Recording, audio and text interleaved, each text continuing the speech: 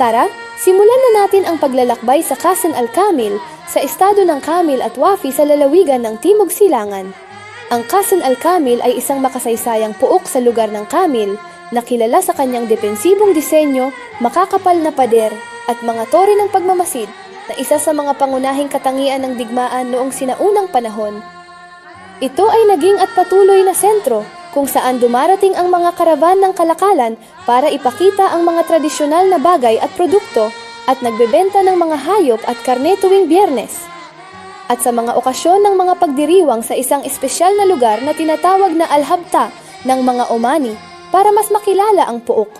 Mangyaring iskan ang QR code at tamasahin ang isang natatanging karanasan kasama si kashta,